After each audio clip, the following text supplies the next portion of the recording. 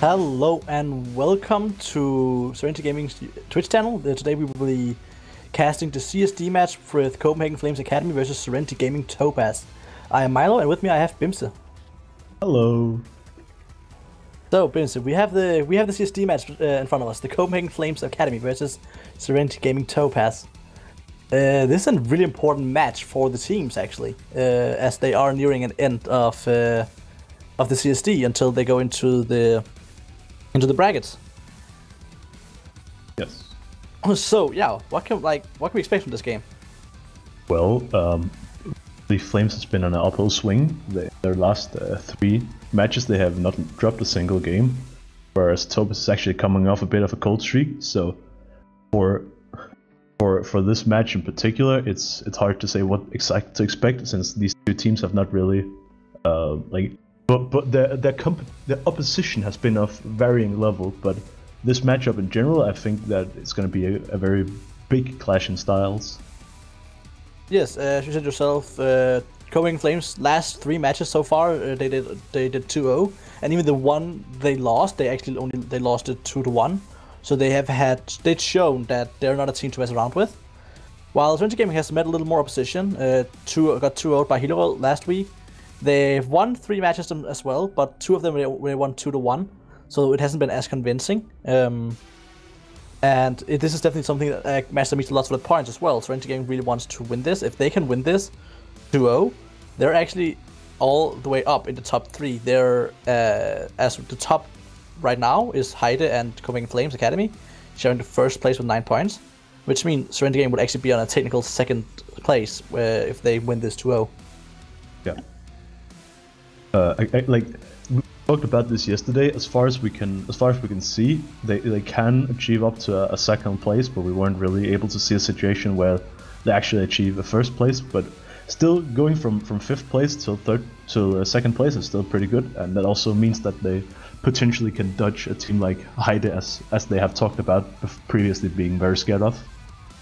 Yes. But it's surprising to see, because none of these teams have played, at least not played in CSD since the preseason changes. So we kind of have to see how they've adapted. They've had some time to practice since then, and they've had to find a way to adapt to these changes, maybe play a new playstyle. Hillerød, who also plays in the CSD, who also plays in our Wintersplit, they, for example, try to adapt with playing what's called funnel comp in the Wintersplit, and yeah, so it's going to be exciting to see how they choose to adapt. Definitely, as you talked about, these major patches, for example, as the preseason patch, can be really devastating to teams who play these more controlled styles, because what is good, what is bad, what do you have to look out for, especially for teams who, like for example, Topaz, they play very aggressive and very up in your face, so it's really hard to determine how best to counter that. Yes, and I see we are going into a draft actually now. So we are seeing with Flames, they are starting with the first ban, which also means they're starting off with the first pick. Fastly removing that Camille away from Mihov, I'm assuming that's removed from. Yeah, I would assume so, since Jesu first of all, the champion is not really the best in top lane right now, and also Jesu has shown a lot, or a way bigger proficiency tank champions. But yes, but with with what we know about Topaz, where do you think Copenhagen Flames would look to abuse this? Like, is there anywhere you think that they would just try to push over and then try and abuse this lane? I could see them trying to abuse, maybe abuse the top lane a little. We see them removing as said, the Camille, very early aggressive jungler. Yesu is in no way a weak top laner, but if they are going for removing this early game aggression jungle, they might put some pressure on top. They might even put some pressure on Faceherd, or with the bans, it actually looks like they're trying to put pressure on the bot lane. They're removing the Lucian from Kalle. They're removing the flex pick in Karma. And so that's a lot of pressure they're removing from the bot lane as well. As you say, a very strong marksman ban in the Lucian and champion in Karma that Gesso has shown that he likes to play, and also it can be flexed into both mid and board, so a really good flex pick to get banned. Yes. I do feel like I just need to say this. This Serenity Gaming Wintersplit match will also be cast. It will be cast on our secondary stream, which I believe is actually going under the name Serenity Gaming SRG, the swapped around of what we have. That is the original one, baby. Like, original ideas. But we see here the Alistar coming out, a really high profile pick in a lot of cases because he is just so good. He offers so much engage, disengage, tankiness, and in general just lane control. So a really strong pick. And then we see the Morgana pick, which is a very it's old a typical counter. It's a typical counter for Alistar. It's someone you often pick up. The Caitlyn Morgana is a really strong lane. Do you hit those bindings? Well, you're guaranteed the headshot from your traps. Yep. And it's a really strong lane, and it's a good way to deal with this Alistar. You have the Caliber net to get away from the Alistar. You have the spell shield from Morgana. But still, with the Alistar pick, it does seem like that Flames are focusing around the bot lane. Alistar is really strong at stuff like tower diving because of that ultimate he has. Yeah, and with you saying that, I actually somewhat fear for this Caitlyn Morgana bot lane, especially now that this Heimerdinger is picked up, because what Caitlyn does best is chipping away the towers with the platings. Now you keep trying to get lane control and just zone people off with the traps, which is really good against this Alistar because you can really deny a lot of opportunities that he has. But with a Heimerdinger, it's really hard to get the same kind of lane control against the. Yeah, it does look like Flames are just going for a very lockdown team comp. We're seeing they're removing stuff, they're taking up stuff like the Alistar, the Lissandra, even the Heimerdinger. It's very locked down. Once you get hit by one, you're hit by everyone. Yeah. But I think that, I would say at least, that it seems like Topaz has a really good answer for it. They are going for a team that can kind of make sure they don't get locked down. The Morgana, the Nocturne spell shield, the Caitlyn net. There's so much stuff to avoid this lockdown. Yeah. But I do really like this so far, especially with the Lissandra from Flames, because you know that if there's one team that you can count on to always over-aggress and always step way too far, then it is definitely Topaz. So with Lissandra, you can really try and punish, especially this bot lane, which I feel like time and time again keeps showing from Topaz that this is probably their weakest link and their most inconsistent link. Yes, Topaz's bot lane is very much what you would call a coin flip. They can be such a strong force that you can have to be so scared of, but they can also fall so far behind and have a really hard time playing from behind. Yes. We're just seeing that they're just hitting this aggressive jungler in the Sensao. They don't want to risk getting too far behind early, since the only aggressive junglers they ended up taking up was Nocturne, which is not a bad and aggressive jungler, but has a problem dealing with a lot of the other aggressive junglers that are out there. Because he just wants to scale up to level 6. Yeah, so yeah, they're also removing the Olaf just to make sure he gets to scale to that point. Yeah. The casting ban. I feel like that casting ban is actually very important for Flames getting out here. They picked up the Lissandra, they picked up the Heimerdinger. Like, Cassidy is like the perfect counter to this. So I feel like it was really important to get him out, especially because you're already against a team who has some pretty decent early game, has some pretty decent late game, mid game, and Cassidy would just give them that late game they were missing. Yeah, especially because Lissandra can be pretty punishing, but it is survivable as Kassadin, because Lissandra, she just goes this aftershock, so she's like, she's just trying to weather the storm, and if you're playing against the Kassadin, it's sort of whatever, but I've seen some people try and go for the Airy, Comet, or Electrocute, but that just makes Lissandra such a irrelevant pick because she just dies. And now we see oh, that's a Riven. A Riven! That's so ballsy because you have no clue what you're playing against. I love it. Yes, especially because Riven is very much it's a champion scene solo queue. It's not a champion scene team play that much. High reward champion. Yes, and it shows the confidence of Flames trying picking up this, as you said, into a blind pick. It's a very confident pick, and it's a pick that kind of says I'm here, and we trust in our top laner's ability to play this. There could also be the Riven mid though. It could actually be the Riven mid to counter Zoe and throw the Sandra top. I feel like that's int, but you know. It might be, but Riven is not necessarily bad versus Zoe. Riven has so much mobility that it can be really hard for Zoe to getting out the damage. So it could actually be the Riven mid and just go Lissandra top, especially if they're picking up this Urgot. Lissandra's really strong into Urgot. as Sandro just will have the hourglass, will have the ultimate. Like, there's no way this Urgot can get his ult off. Yeah, but on the other hand, like Urgot is like, unless Jesu just really feels like he does not want to win the game, Rim is never gonna win the lane against him. So I feel like from Regasa, this is just like him being like, oh no, whatever. Like, first game doesn't matter. I don't want 3 points anyway. Like, I feel like this is one of those picks where when you're in the post game, regardless of whether you won or lost, you'd probably be like, this was a bad pick. But if you look at this Topaz composition, like, it's so oppressive because you have the Caitlyn Morgana.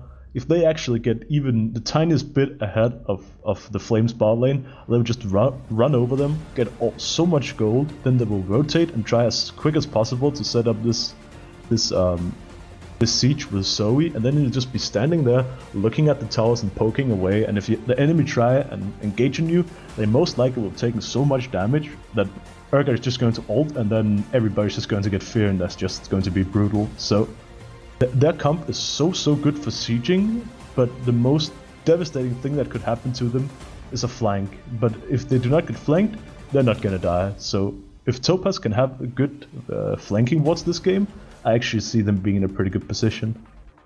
Topaz definitely has. They have a strong team. Topaz. No, they have some good picks, some good lockdown.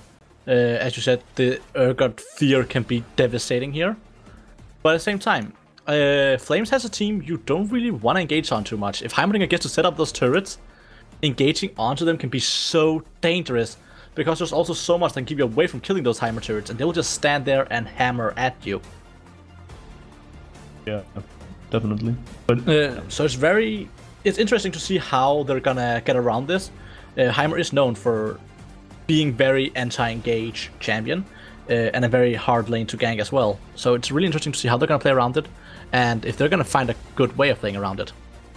Yeah, but in general, I do not think that Topaz actually needs to play around it, simply because of the fact that, well, Caitlyn Morgana should have somewhat priority in lane, especially because that I am pretty sure for the fact that Caitlyn auto is longer than Heimerdinger turret, but you should not quote me on that. But in general, you don't really want to engage in them. You just want to sit back, poke away, and be like, okay, either you engage in us now with 200 HP and then die, or we just take your tower. Like, if you as Topaz try to dive onto this line from Flames, you're just gonna get Cataclysm from Job, and you're gonna get Frozen Tomb by Lysandra. Heimerdinger is gonna use his ult stun, and everybody's just gonna, like, it's gonna be a bouncy cast, and everything's just gonna go wrong. Like, I feel like diving is not the optimal situation here. I feel like this. One thing I like about both these teams is just both these teams. It seems like they don't really have much of a way of pushing or like getting towers, cause Heimerdinger, Lysandra, even a little the Alistar and the Jarvan can help you just clear these waves so fast that you're not gonna get pushed up to the tower. You're not gonna get too much siege. But at the same time, it's not engaged champions. Alistar is, but like, and so is Lysandra, but like, you're not gonna get Heimer to get up there fast enough to do much. So it's really hard for both of them to get a proper engage and get some proper damage out to get these towers. So they have to go for playing the big macro. They have to go play around the map, get the towers where there's no enemies to stop them, and that goes for both teams. This is definitely gonna be a game that's a lot about the macro play. Yeah, definitely, and I do believe that if any of these teams gets ahead, it will just be very oppressive for to watch. It's going to be one of those games that it shouldn't be competitive in any way, because the team that gets the first advantage, if they play properly, they should just snowball the game out of control, simply just because of the nature of these two comps. That is very much correct. So it's going to be interesting. It's going to be a really interesting match, I think. And it is just game one. What I love about this way of the best of threes and stuff is exactly the fact that after game one, we get games where, let's be honest, everything could happen because of how the teams choose to adapt. So it's going to be really interesting to see how they adapt after game one as well. Especially because, well, it also depends a lot on who wins, of course. If you win, there's not much you need to adapt, but if you don't win, oh, you definitely, like, you need to do something to adapt to the game. Gonna be interesting. Yeah. It looks like both these teams has gone with a little more sieging comps for this new preseason. Topa's doing a little more than we see on Flames. Milo, let me ask you a question right here. Ask away. How much do you bite into the hype about Dark Harvest? Oh, Dark Harvest is a I love the Dark Harvest hype that's going on lately. I'll be honest. I think Dark Harvest it's strong and it gets you really scaling. So I definitely buy into the Dark Harvest. Yes, I do. But do you buy into the Dark Harvest and Caitlyn? I've heard people talk about it. I still have yet to see anyone prove to me that it works. But we'll see. It might work. Like, I just haven't seen anyone do it good enough yet. So I will say I don't buy into it. I completely... whatever you would have said, I'm going to say that you're wrong. Because there's no way that playing Caitlyn Morgana against Heimerdinger Alistar, that Dark Harvest is correct. There's no way. Like, there's like maybe 1 or 2 marksmen where I could justify it. But Dark Harvest is like... it's a burst keystone, and it makes absolutely no sense to bring it on a DPS champion. And furthermore, if you play this lane, there's 100%, like, you should 100% bring Fleet Footwork, because it's just so much sustain, and you know Heimerdinger is gonna push you. You also take Doran shit. Like, I feel Kalle is just like completely neglecting everything that's good, and he's just like, no, I'm gonna do this my way. I agree with you here. There's like, I totally agree with you. There's no reason to run Dark Harvest in that bot lane, for the simple reason of you're not gonna get any stacks in the bot lane. Yeah. And by the time you'll start getting stacks, it'll be too late. Like, people are even running Grasp on Caitlyn bot lane. Like, I can justify any single thing that gives you more sustain, especially in this lane. But I cannot justify Dark Harvest, especially with the Doran's Blade. Like, if you take... I don't know if you ever saw it, but Heisendang made a really good video whenever Heimerdinger got into meta. And he was like, hey, if you just start Doran's Shield, if the enemy Heimerdinger attacks you in lane, the turret's gonna shoot you once, then you walk out and then you heal for more than the turret dealt into you in damage. Like, it's just such efficient itemization, and for some reason people just have this problem with their egos, like, no, I cannot take that, because then I don't do damage. Like, I feel like we're gonna see the bot lane of Topaz suffer immensely from this, and it's probably all just gonna stem from the fact that this poor rune and item setup. I totally agree, and I don't buy, like, as you said, they have. I can't give any reason for why they run what they run.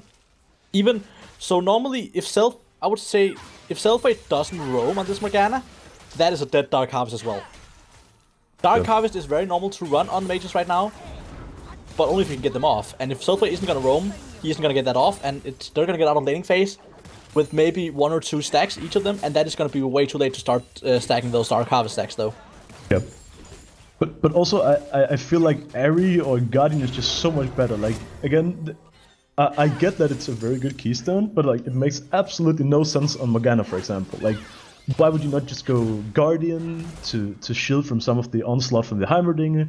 Why wouldn't you go Ari so that your shields are bigger, you do a bit more damage, you can poke the Alistar harder, you can proc Ardent Sensor? Like, it makes no sense. I really feel that Topaz are actually just refusing to abide to what is good, and they're just like, no, let's buy into the hype.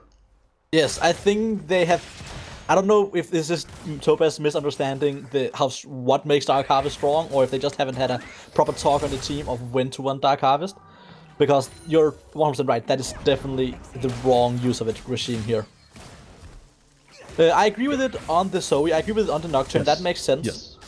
Yes. Zoe can get a lot of poke in that lane. It's basically a free lane for the Zoe, as you're not gonna see Mori go aggressive on that Lissandra, as that is not what you have Lissandra for. Lissandra's a utility mage. It's not a mage that is meant to go aggressive in lane. It's not a mage who is meant to be the one-on-one person. Yeah. But with that being touched upon, now we see that Mihov's actually headed bot lane.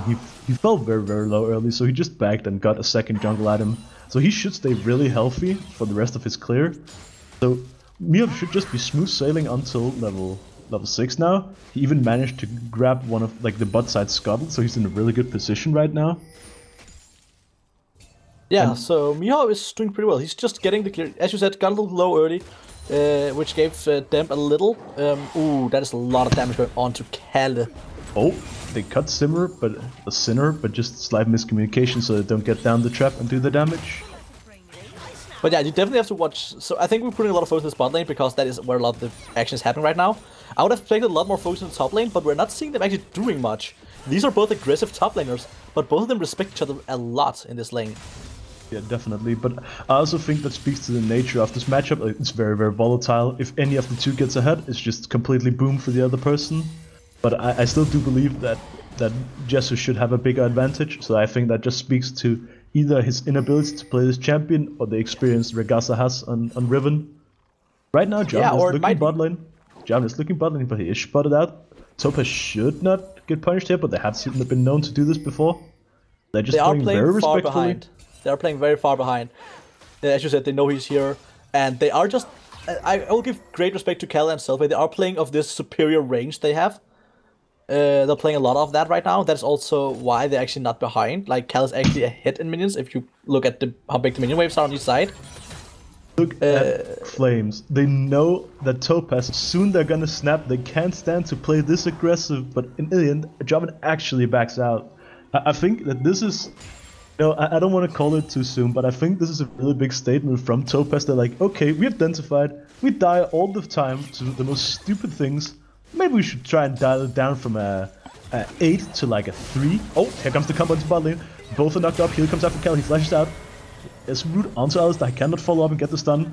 But just as we've been praising them, Kalle gets caught out. They position double so Alistar can get the free double combo. And they're now forced onto the tower. Kalle has to back right here. Jarvan is coming in. They're probably looking for a dive. Ward goes down. Miov has to show bot lane. Jarvan goes back out now. Oh, root comes onto Alistar, flashes out. Really, really good bind from Softwave. Forces the flash from Alistar. This severely decreases the pressure he can have in lane. Jarvan is still skirting around. He's looking for anything. They're probably gonna commit to the tower plating right here while he takes the Scarlet Crab bot lane. That's a really big momentum shift in the favor of Flames. Yeah, so Flames are actually getting a little gold lead now. They're around 500 gold ahead. I noticed one thing there actually as well. So Sinner is actually running the Demolish rune. Yep. And Demolish rune, they haven't actually changed the rune itself, but it's gotten so much stronger with this bone plating coming out. Getting these early bone platings, getting that little extra gold off it means so much for them. Oh, in top lane, Jessu goes in. There's a flash out from Regasa and he just completely whiffs the ultimate. But nevertheless, good understanding of when he hits level 6 and really good punish on the trade from Regasa. Yeah, so that ultimate, I don't know what he was aiming for. I think he was seeing a Fata Morgana or whatever. I think he got the sun in his eyes. Ah, yes, of course. We are though seeing face up here. They are ready. Here comes in the roam. Regasa goes in, TP comes out, it cannot be cancelled anymore. Are they still gonna look for it? They do. He does pick it up, Facer gets flesh blood, Jessu flashes out. First and 2 missed down, he does not take the Claw of Doom anymore. That's just a really clean dive. Squares up the gold again. Here, Jessu is gonna base. He has TP, so he can just come back. But meanwhile, mid lane, a lot of gold is bleeding out. But this wave is gonna freeze very close to Faceheart's tower. He can actually potentially make a very good position out of it and set up Mihov to try and gank mid lane now that the Frozen 2 missed down.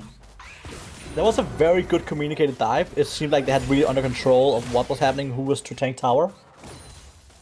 So that was really clean, especially Jessu made Regasa burn that flash earlier, so he didn't have that up either. We're just still seeing that Sinner and Gooby is still putting this pressure on the bot lane though. And as you said, the mid lane, a lot of gold were just going to waste. They are back in there and it is pushing up against Mori right now, I think. So, yeah, there's just... Even though they got... is looking mid lane. Oh. Forward it goes, sleep hits, W does not land, combo misses, Mihop goes in, onto Jarvan, Jarvan has to flash out, Fear goes down, Mihop flashes in, that should be a first, but he burns down to the red spot, and that's a kill. Yeah, so we're actually seeing them, they're getting the kills right now, but even when they're getting these kills, it seems like they're still losing a lot of the map pressure. The bot lane tower is about on half health, mid lane getting the kills, but not really Sleepy Trouble bubble lands mid lane, it should not be enough to hit, but this definitely forces Mori out of lane. Oh, Hex Slash bot lane. Goes in, he misses the combo. Oh, that's a Dark Harvest proc, I saw it. That was one Dark Harvest for Morgana. This is the first stack for the entire Topaz lane combined. We did it. The scaling now enabled. Yes, indeed, it is now started. But yeah, it is definitely interesting, this game so far. Because even though we're seeing Topaz took the first blood, they've taken 2 kills.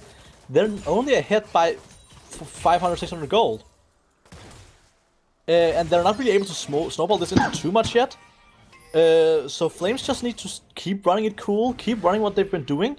Maybe a little more safe, but keep going what they've been doing since it is working for them. They're not falling too far behind in gold, and they're still applying pressure around the map. We are seeing that Flames are really good at keeping up the ward around the bottom river. Meaning that they have a good idea of where Demp is at all times. He likes playing around this bottom lane a lot. He's just on clearing duty a little now, it looks like. Yeah, but look at the control that the Topaz has been able to establish around bot lane, even though that they have absolutely no pressure in bot lane at all. I think that's a really big sentiment to Mihub and Festhurt for actually controlling them. Now we see a very good ward that spots out Mihub in the jungle. They know that he should be down around here. But he doesn't have the paranoia yet, though. He does not have the paranoia yet. Yeah, but I feel like that this... You also just expect them to be down here because you know that the Topaz bot lane cannot keep up the pressure, so eventually they are gonna fall down the tower. Mori is more pressure right is there now. Facehurt is coming in. Paranoia is up very, very soon. The teleport comes in from Jesu. Ragasa has not used it. Stream Trouble Bubble lands onto the tower. Jesu has committed to the teleport but cannot stop it. Ragasa is gonna get a lot of free damage on this top lane. Jesu's gonna lose a whole lot. They have to try and get something out of it. Maybe this Cloud Drake is the answer. So yes, as you've mentioned, I think 2 or 3 times now, the Nil teleport cannot be stopped. Fine. Let's take it. The claw is down.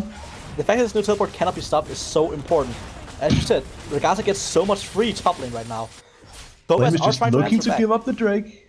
They're not gonna contest. They say fine. We're happy with just Ragasa getting a lot of free time top lane. Gets 1 plate, and he is up 20 CS now in a lane that is very unfavorable for him. But this, however, it picks up a lot, like it gives a lot of freedom to Topaz because now they can go in, they can clear out some of those towers in bot lane, they can just like completely reset now, they did not waste the paranoia. So right now, they should look for a recall on Flame's side. They does not have teleport up yet, so Topaz should get a somewhat decent back timing right here. So this is important for both teams. Topaz, it's really important, you get this more roaming potential. Topaz is a team that likes to roam a lot, we saw it here, all 5 people bot lane, even with the teleport. The Cloud Drake lets you roam a little more, it lets you even move more around in the fights, which you really want against this team, as a lot of those important things from them are skill shots. But it's also really important for Flames. Not only did they even out the gold, they actually got 100 gold lead, which is of course flexible, because as the game goes, 100 gold plus minus is always going to be there. But they got gold back, they evened out the gold lead, and they got a lot of damage on this top tower. It actually means a lot for them getting this as well. It's all up to how well Topaz will use this Cloud Drake. Yeah, but when you look at where the gold is allocated, I think that this speaks a lot to the power or to what Topaz normally does. Because you look at top lane, just is like a little behind. You look at jungle, Mihubs is somewhat ahead, which he normally is. You look at mid lane, my Facehurt is up a bit, like, and Catalyst down in bot lane. Like, this is just the very standard way that Topaz gold normally allocates itself, simply just because of the strength and consistency of the players on the team. Yeah, as you said yourself, Kalle and Silver Mori is looking bot lane, Jam is bot lane, Mihub is at top lane, so they cannot answer, they have to give up this tower. This is going to be first blood tower. It is before the bone plating falls off, just want to point that out. So yeah, they actually, so as we expected in the drafting, Flames put a lot of focus around the bot lane. And it's paid off for them. They've gotten a good gold lead off it, and they've gotten a lot of push in the bot lane, but they've also allowed Topaz to do, as you said, what they want. They love playing with Facehurt ahead, and that's what they've allowed them to do by focusing so much on the bot lane. Yeah. There's been very minimal pressure onto Facehurt in the mid lane. Ragasa is just trying to skirmish with Jesu, and it's not going in his favor at all. I'm pretty sure I saw a tweet from Viper, a very good Riven one trick in North America, and he was like, well, I'm not gonna play this champion until God and a lot of these other champions just like get deleted from the game, because he just feels that these matchups are so unwinnable. So the fact that Ragasa is actually somewhat even really speaks to either how good he is or how unexperienced Jessa is in these matchups, but nevertheless, it still should be very hard for Rigasa to actually come out on top in these trades. Yeah. One thing I do want to say, actually, talking about tweets, FaceHead himself actually tweeted on his Twitter. Oh, I'm sorry to interrupt. Nocturne goes in here until Veigar, he flashes out, he uses the stopwatch, can Mihawk pick him up, Classic comes in, he picks up the kill on Kubi, over the wall, goes self-away, that's another kill, he takes the blast cone out, so he is there too. That's a 2 for 1, and a lot of pressure top lane. Rigasa is bot lane, Jesuke went top lane, but he has the spellbook up, so you could probably just pop his ghost, run back to bot lane, there should be a free tower top lane, and put Topaz right back in contention. Yes, that is actually so important for them. They got a nice, some nice picks there, which also removes a lot of the pressure from Flames. A lot of Flames pressure right now is in Gooby. And yeah, he's just teleporting back though. From Gooby, but he has to be careful. Dark Harvest! Oh, that's the Dark Harvest procs from the bot lane. He's scaling now, boys, and that's also the ultimate from Alistar. But they have to be careful, because right now, the Caitlyn Morgana is really strong, especially with how low this Alistar actually went. Especially because when you get pushed under tower as Heimerdinger, I don't know if you've ever played as Heimerdinger, but when you're pushing the enemy, it feels really good. When you get pushed in, it doesn't feel that good. No, especially when you get pushed as Heimerdinger, you are in a position where you barely know what to do. You don't, as we see here, they don't let him even get time to set up. Oh, that was close from FaceHead, but he actually just whiffs everything onto Mori. No, that was just a warning shot. FaceHead, he actually tweeted himself that this is the most important match of the split for them. They need to 2-0 this to get in the first lead. Yeah, definitely. But right now, again, as we said, now even with the Australian lanes enacted, they still want to play around their Heimerdinger and Alistar combo. So again, we just see them, he is playing top lane. Know that Mori, he just wants to rotate up here as soon as he possibly can. Oh, here comes the ultimate from Mihawk, he goes on to Gooby, he's instantly blown up, goes out to Alistar, he has no ultimate, he flashes out, however. Mihawk has no flash, he's probably looking for the sniper with the Q. There picks up the splash with Zoe, Kala flashes forward, gets the kill. Mori is going real low, he gets bursted down here, Mori comes in, flash from Ribbon. He goes onto Zoe, he gets one, can he run out, he ults back, he goes onto it again, Spear from below, that's a pop, the ultimate from Fenrir goes onto herself, which is also picked up, that's a 5-4-1, that's just what Topaz needed. That is huge for Topaz, as we see they are now designed to split up a little, they're going down for the Rift Herald while they're going for pushing the top tower, and that's what they want, they just want to apply so much pressure now, because this 5 kill, like these 5 kills allows them to get so much pressure on this map, and if they can get this Herald, it can probably also mean that they'll be able to open up the mid tower. That fight went so poorly because when you as we talked about, they forced the Alistar ultimate earlier, which meant that he was so squishy so that he could not contest anything. Gooby was instantly blown up by Mihawk, so they had absolutely no damage left. But as we talked about earlier, teleports can no longer get cancelled, which means whenever you commit to it, you just have to keep going. So had this been before the changes were, you most likely have cancelled those teleports. But since you can't anymore, this was just a free ticket into the demise from Flames. We had both Rigasa and Mori using the teleports up behind them. And when they finally got there, their whole team was gone. They were dead. Like, as you said before, they were probably just cancelled both these teleports and played it more cleanly. That's one of the things about this change. You have to be so much more precise with your teleports. Oh, here comes the ultimate from Mihawk here. It's onto Rigasa. Rigasa's spilled shield. He has the ult up. I don't think Mihawk wins this. He is trying, however. Goes down. He gives the shutdown over to Rigasa. That's not what he wants. Sleepy Trouble Bubble misses because Rigasa has no fear in his heart. He runs after my face hurt here. He ults out. Can he do anything? He pops the Dark Harvest. He does not have flash up. I think he goes down here. That's a double kill given over to Rigasa. This is not what you wanted if you were Topaz right here. So Rigasa are now showing why he picked this Riven. He plays it cleanly when he has to. When he has the favorable matchups, that is when he plays this cleanly. And yeah, Rigasa really showed this Riven pick can be so strong. But problem is still, even though you just got this as Rigasa, you're still not going to be able to one-on-one this Urgot on Yesu, which means you're not going to be able to split push anyways. So she's going to be so hard to use effectively for them right now. Oh, that's a 4-man looking onto mid lane, spell shield, Kala pops his shield, I don't know what he's doing, but he should end up going down to Rigasa, never mind, he plays this really well. The Flosion Tomb comes down, the Sandra rooted up on the tower, really good disengage there from Alistar, they should just pick the first up block tower, but that's really good to Topaz to not lose any more than the first block tower. So, Simmer just played that well, I would say Sinnoh played that well. He made sure Regasa survived that. The fact that Regasa survived that was incredible. But yes. Sinnoh was in there tanking the tower as soon as you needed. Rift Tower was pop mid lane. He was in there getting these picks away from Regasa and just getting Regasa out of there. And yes, as I said, they would pop this Rift Tower mid, they would open up the map a little more. And boom, Shelly got one tower. They're gonna go look, they're gonna try and pressure this up for another charge. It's gonna be another charge getting off from Shelly. This is exactly what we said that we want to see from Topaz. Look at the damage coming out from Fraser onto Mori. And talking about Mori, why in the world is he building the Super Soaker here on this Descender champion? The only champion, or the only times you see anybody build the Super Soaker is when they go the Glacial Augment. Yeah. But that is not, oh, that's the ultimate prop from Alistar. Another key ability we saw that wants to use, oh, here comes the Riven once again onto Mihov. Mihov has his flash, he could just have walked out there when he got the root, but he decides to flash. Regasa used his ultimate, but that's a really greedy pathing from Mihov right there. There's no reason to go into the jungle of the enemy team right there. Flames are answering back with all their might right now, just pushing you away. But not before Topaz gets so much. As you said, Shelly they did what they wanted with Shelly. They got one tower and they got a second charge on the second tower. And this just opens up the map so much for Topaz.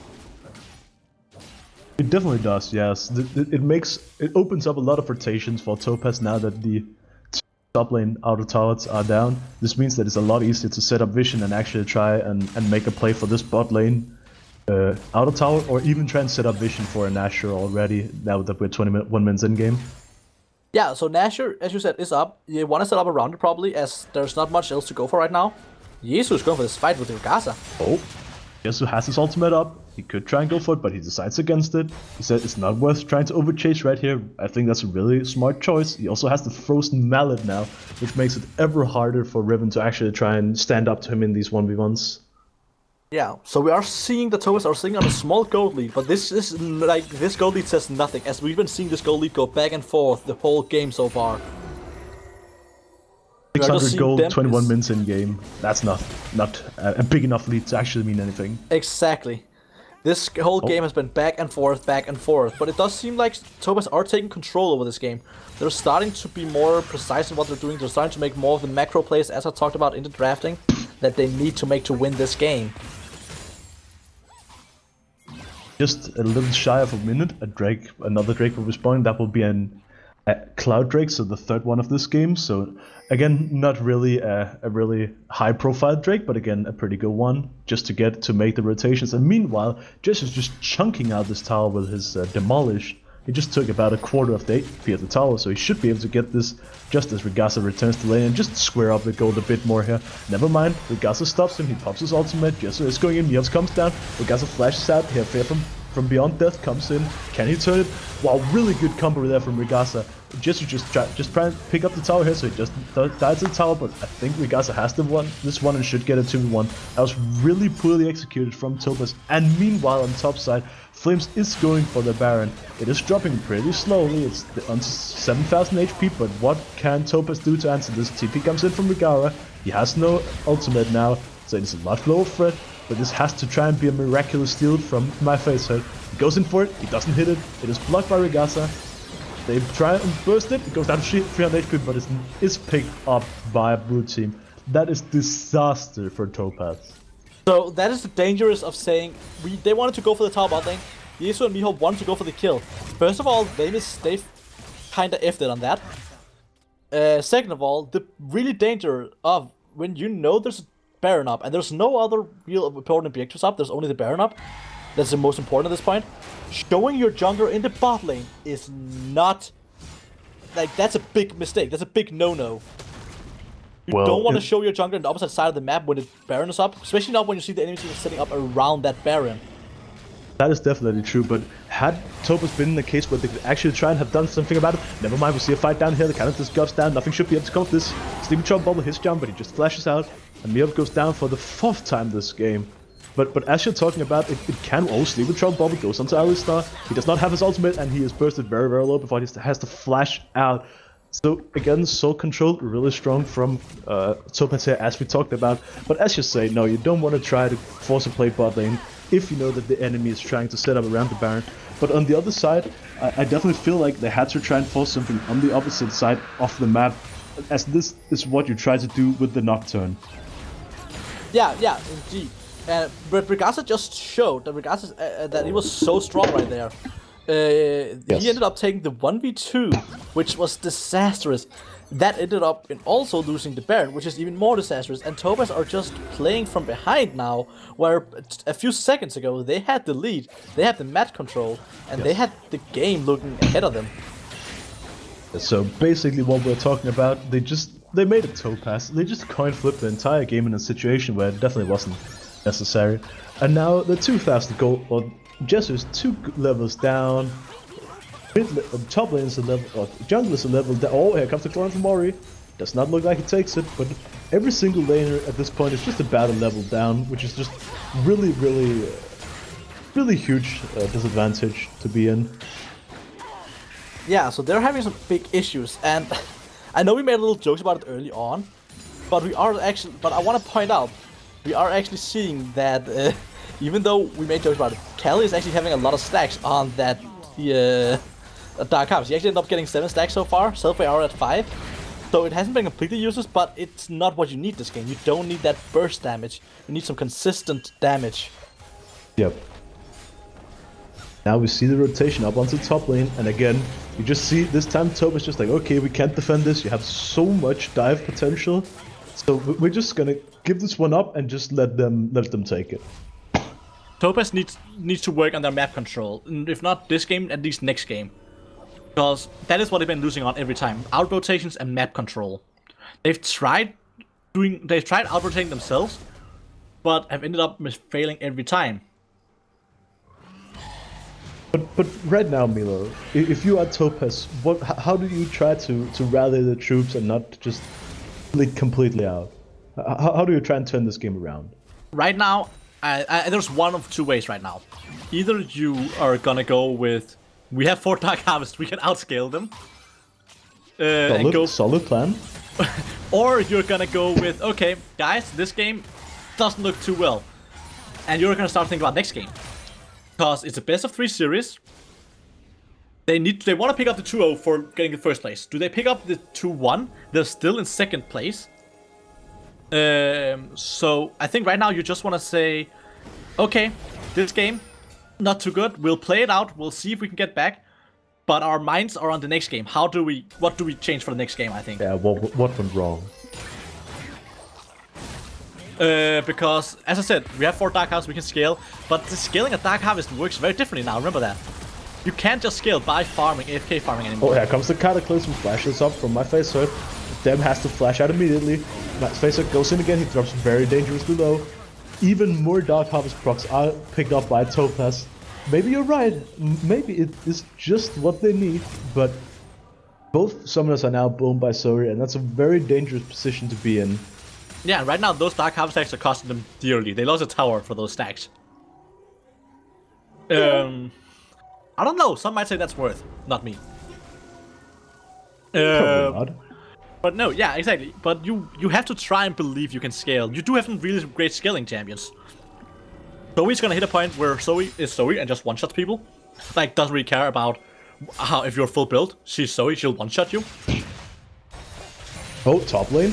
We have seen this one before. I've seen how this movie ends. Will it go that again? Fear is put down.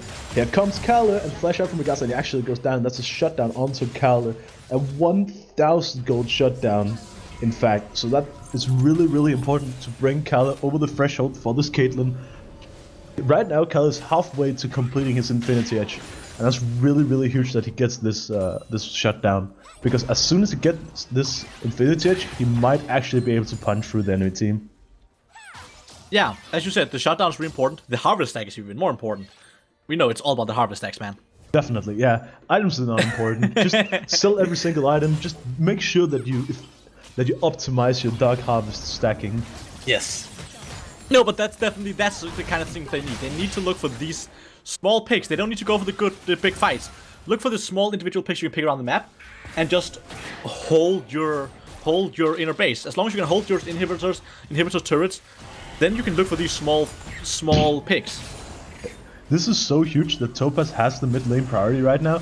They were able to bully out Flames so that they could pick up these goblin crap.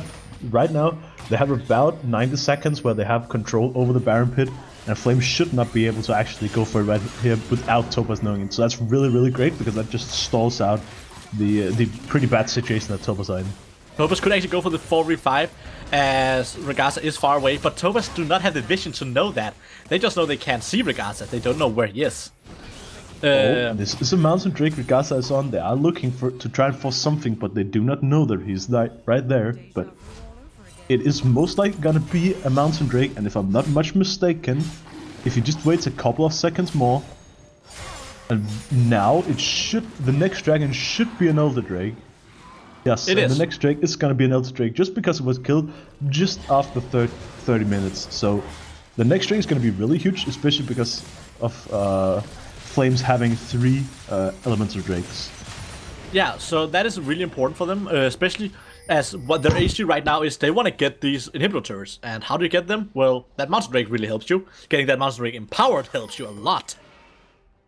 And a Baron would not be bad either. With Baron would be great for them as well, but Baron is more Drake. risky at this point. They haven't gotten a pick onto Mihov or Jesu. They have some idea where they are, but Jesu does have the teleport, Mihov does have the paranoia. The Baron is more risky at this than it was last time, but it's not something they need to be scared of. They don't care. They say, we are here and we will not go quite into the night. Topaz right now has no idea that it is going on. It's dropping very low. I think this is just gonna be it. Even before Topaz noticed anything, Paranoid goes down. This is such a big ability used. So basically, that's just a Baron given over for absolute no contest, because Topaz simply just lost the idea of what was happening around them. Yeah, Very big blunder. I mentioned it earlier, I'm gonna mention it again. Topaz need to get some of that control back, especially around the vision control. They had set up a really great vision on Baron. Then Flames came in and said, nope, you're not having this vision, we're clearing it all. That's a teleport from Jesu. Very big cooldown to commit right there. Yes, that is indeed a big cooldown. As also Topaz are now sitting on a 4v5. Topaz are out of position. Ragasa is coming in from the flank. Here comes he onto my face hurt. He used the cleanse, but there's absolutely nothing to do. He goes down, and this should actually spell the first inhib of the game for Flames. So that is terrible. So losing that early in here, if you're gonna lose an inhib now, you're counted out pretty much. They had some early on. We had Topaz having some control. All of that control is gone. This is Flames' game. This is their map. They decide if you're allowed to go out of your base or not. You know, from what you said, in terms of earlier that Topaz had to regain some control. No, Topaz had to wake up because they were sleeping.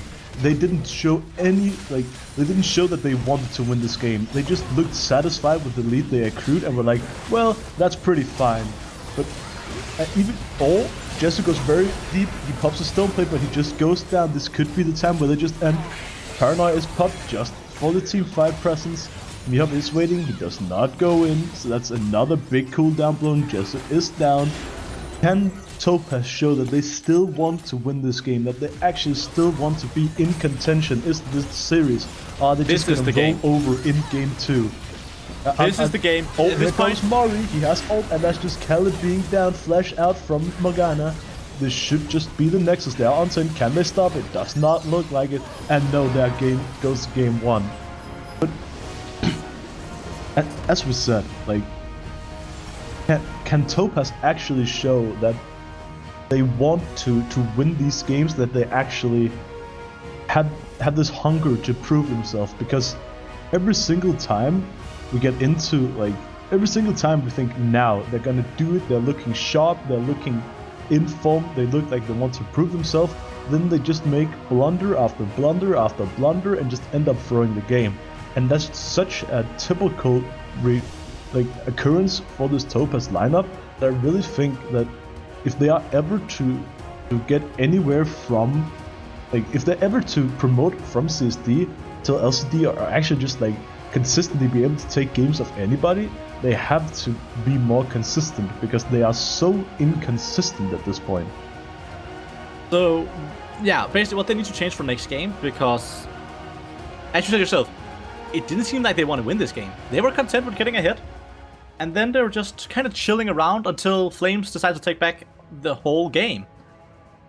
They need to, when they get the lead, they need to start focusing on how do we get this lead further instead of just being content with it. They need to move the lead further. They need to know how to snowball, and I've said it again. I've said it several times. I'm gonna say it again. They need to know how to work the vision. They are losing so much on their vision control. They are losing. They're getting out-rotated by Flames. They are getting, like, in every way, they're losing objectives. They're giving out objectives for free because of these out-rotations. Flames are showing a bit better macro play than Topaz right now. In general, I just feel like so much of it stems from the fact that Topaz, like, they seem so uncoordinated and so unable. Like, I don't want to take anything away from boys at Flames. Like, they are really good players, nothing about that. But I feel like so much of the blame has to fall on Topaz because they are just so incredibly bad at snowballing. Like, they can accrue a lead simply by the way that they play, and then just after they're like, oh, wait a minute, what were we supposed to do right now? Like, it happens so often for them, and that's a very worrying trend for them. Topaz is a team that has a game plan and decides not to follow it. Yeah. They have a plan for what they're going to do, and they are showing that they'll execute the first step of the plan. And after that, they'll kind of be like, okay. They just got bored of reading, and they're like, yeah. They read the next step first again? two paragraphs. Yeah, they read they are that guy at school who's like, I read the first 2 paragraphs, and then there comes a plot twist, and they don't know about it, and they're like, wait, what? That happened? Like, basically, yes. That's basically Topaz. They're like, step 1, snowball lane. Step 2, get ahead. Step 3, get vision control. Step 4, win game. And they're like, what was step 4 again? Yeah. They are taking the first step and then forgetting the rest. They need to work on actually making their game plan and then following it. Topaz seems like they're a team who, if their game plan doesn't go exactly like they have planned it out, they don't know how to improvise. They're gone with the they're just scared of following the rest of their plan. If they decide, let's go kill top lane, push in the tower, go down, take Rift Herald. Well, if they go and go for the top lane and kill top lane, but it gets a teleport top, so they can't push it in. They forget about the third plan of going to Rift Herald, for example, or what else they're gonna do. Yep. They need to be able to say, okay, this didn't work out exactly as we wanted. How do we continue? As Rufus said, step 1, get ahead. Step 2, improvise. That's basically Topaz in a nutshell right there. Yes, and when Topaz improvise, they don't do it together, they do it individually. Yeah. When Topaz improvise, they don't do it well, so please, Topaz, for the love of God, help me out right here and actually, like, start thinking further than just step 1 and step 2. Actually start trying to piece together a full plan. And I think that would really help out Topaz a lot. But on the other hand, we gotta give a big hand to Flames, because they do the exact opposite. They make a game plan and they follow it. They might have some bumps here and there. A good example was like first half of the game, getting a little behind, having a little issues here and there. Dem was having some issues, kinda, dying now and then. Yep. But overall, they did pretty well following their plan. They ended up with the snowballing they wanted. They ended up getting a very good control of the map. And they ended up being very sneaky with these Barons. Yeah, they felt really... like, they remained cool. They didn't panic, which was really nice to see, because especially, like, when you see these people, like... this is gonna sound very toxic, but when you see these, like, amateur players play, so often you just, like, something does not go, as we said, exactly as it has to, and then everybody just, like, starts panicking and be like, oh no, what's gonna happen, what are we gonna do, like... I think that's a very important factor, that they actually seem somewhat able to be composed and actually not stress out over what happened. Esther said in chat, they lost because they picked an AD carry. No, but yeah, there are definitely issues on both teams, don't get me wrong. There are really big issues on both teams that can be pretty much exploited by the other team, or used in your own favor. But it just seems like Flames were better at using Topaz's faults than Topaz did in Flames' faults. Exactly, one thing we talked a lot about was this Dark Harvest on the bot lane. We joked a lot about it, but it really doesn't make any sense in that bot lane. It didn't work. I swear, if I see Dark Harvest in bot lane once more, I'm actually gonna go and whoop Topaz after the game. Like, but my mental cannot take that. Please no, Topaz. Don't do that towards me. Yes, and especially I think we're gonna see them ban the Heimerdinger this time, because even though they weren't like dying to the Heimerdinger in lane, they were having big issues anyways. They couldn't get any push in because it's a Heimerdinger. You can't push against the Heimerdinger. They kept getting hit by the stuns and kept getting these rockets on them and took so much damage. So yeah, I think they're gonna remove the Heimerdinger. Heimerdinger was a big issue for them. Yep. Definitely. I'm looking forward to see if they're gonna respect Regards' Riven a little more. Cause I'll be honest, I haven't looked him up too much, but that Riven was very good. Yeah, he definitely played it really good, and I believe that. I don't know. I also think, like, as much as I want to praise him, I also feel that Jesse was really inexperienced in this matchup, because he seemed really helpless and not really in a position to actually punish that hard. But we are seeing this time it is gonna be Flames with the first pick, the first ban, everything. And it's gonna be interesting to see how are they gonna utilize this first pick. Because I don't feel like Flames used the first pick for a lot. They got the hold of the Alistar, but that was about it. And I feel like there's better ways to utilize this first pick, as the Alistar didn't feel that important into their comp. I do believe that no, Alistar was not the most important champion, but on the other hand, I also think it's really important that it's not given over to Topaz, because I feel like that could actually have been pretty detrimental if they were able to get some of these engages. But that's just theory crafting. For now, we are actually back into the champions. Never mind, we're not. It got just interrupted. But they should look into utilizing it optimally, as you said. Definitely, and it looks like Yubi just called for a 3-minute break. I'm not entirely sure, but hopefully we're gonna hear more about that in. Yeah, so while they're calling a little break, I guess we can just call for a little break, and we will be right back when we get into the champ select. You guys after.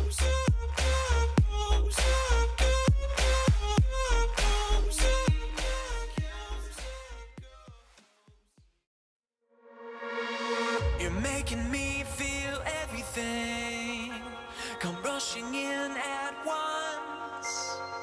Now I'm exposed to the elements. I'm turning into dust. Oh, they say love is in the small things. So why does it hurt so much? I turn my back on the dark days. I crumbled at your touch. Oh, we will hide from tomorrow. We will hide from today till we rebuild the castle and the ruins wash away. We will hide from the future. We will hide from today till we're caught in the searchlight and the ruins wash away.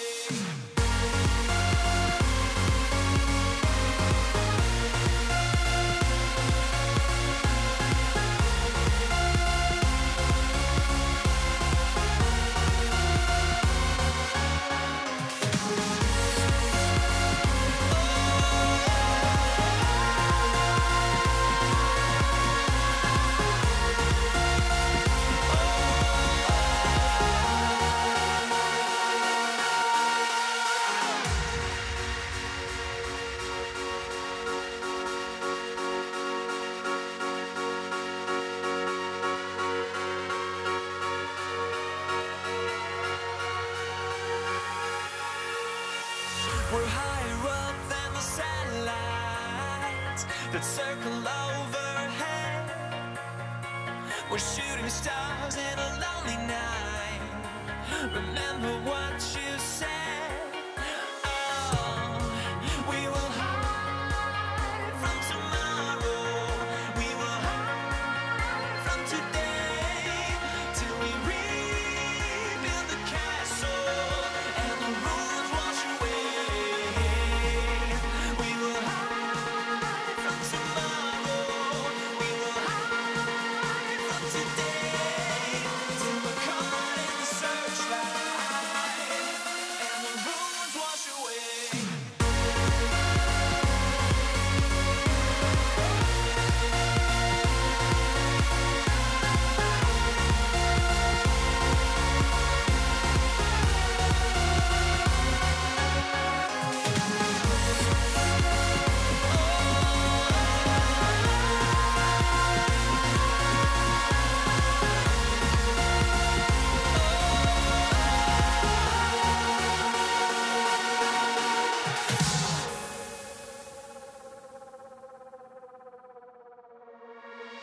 You're making me feel everything.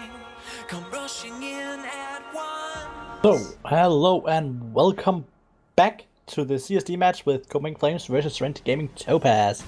I'm still joined here by Bimse and we are in the draft. Definitely are. So, with what in mind we talked about before this little pause? We called it.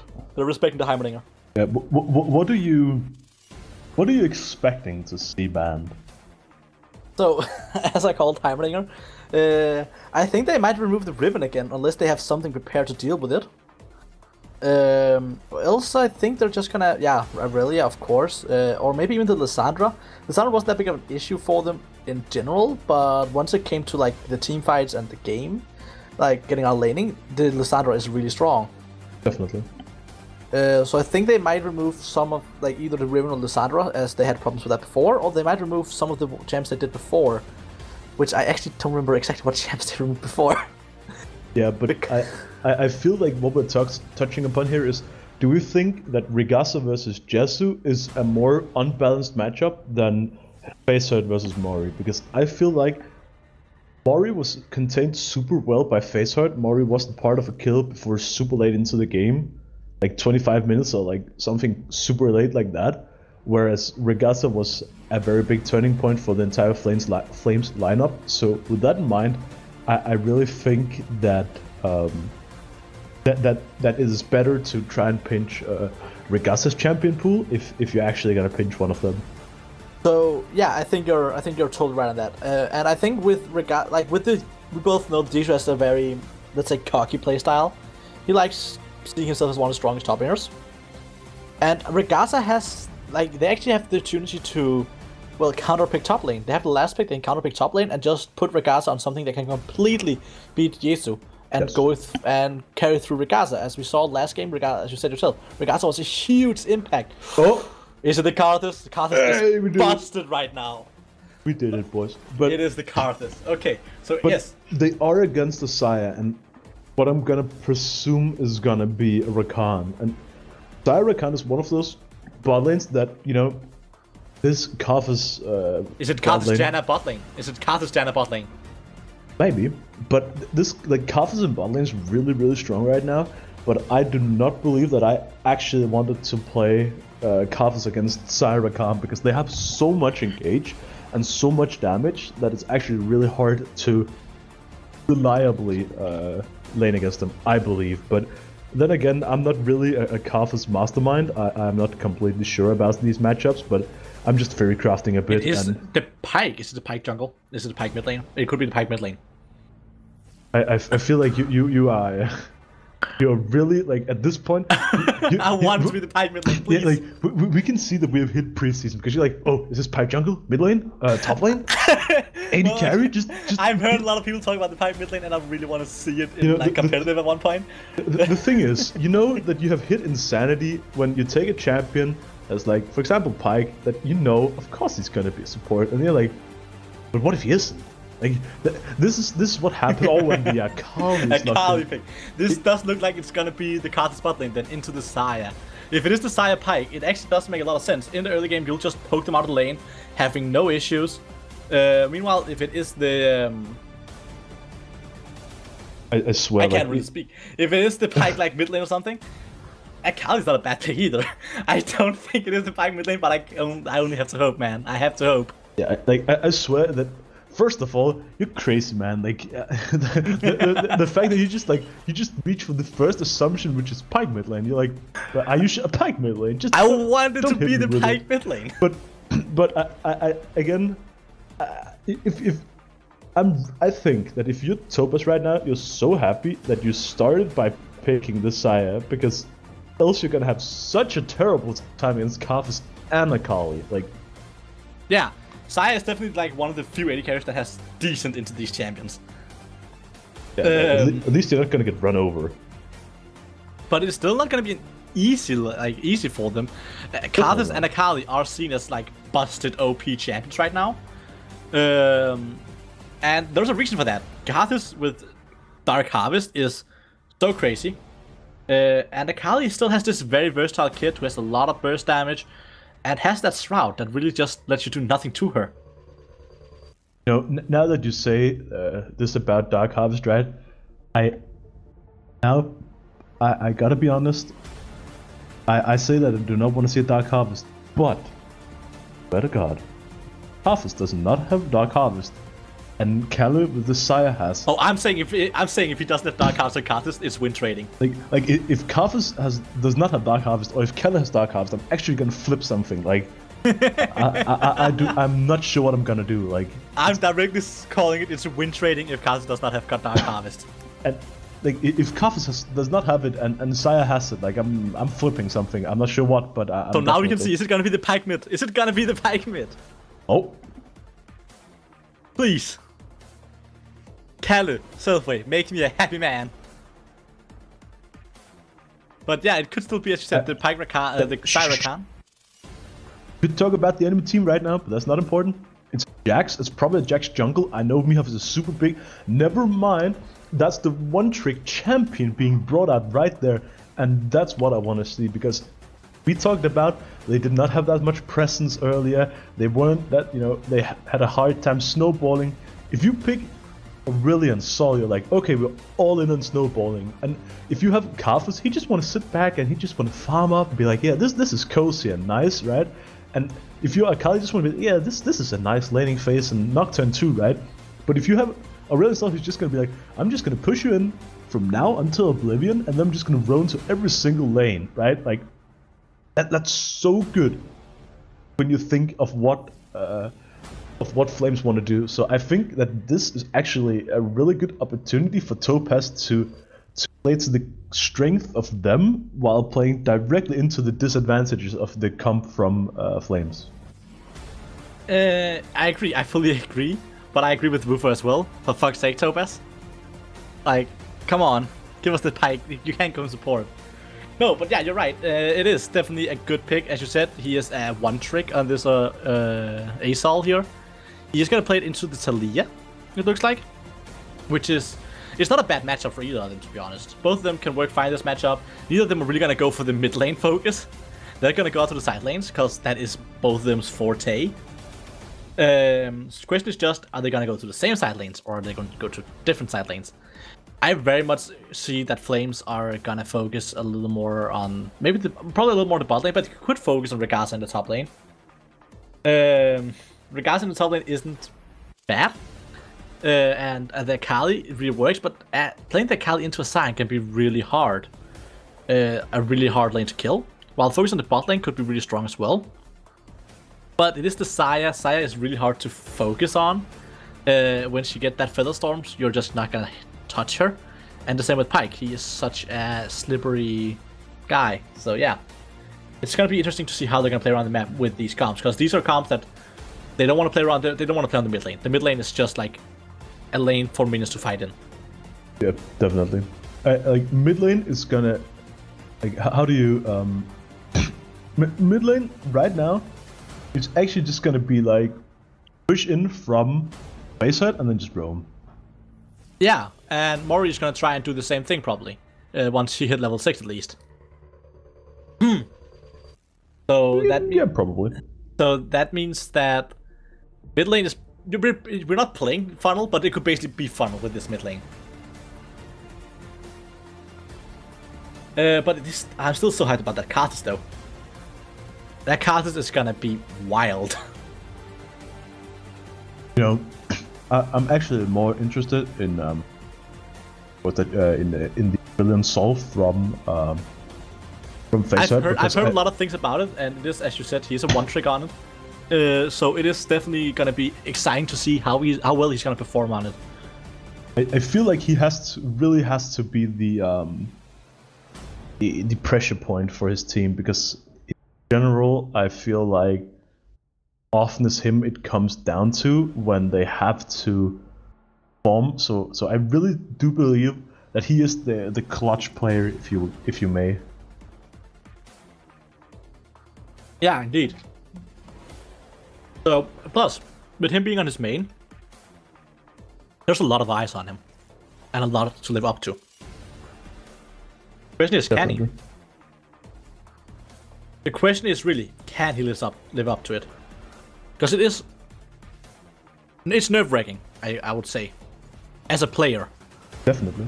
To pick out your main, having lots of people watching it, and you're known for this champion. It's gonna be so nerve-wracking to see.